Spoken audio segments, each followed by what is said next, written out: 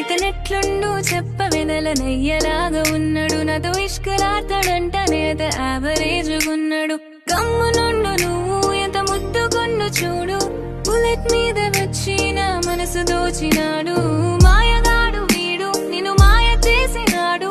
అర్థం చేసుకోవే నీకు సెట్ గాడు వీడు ఏదేమైనా నా మనసి తనకి ఇచ్చా నా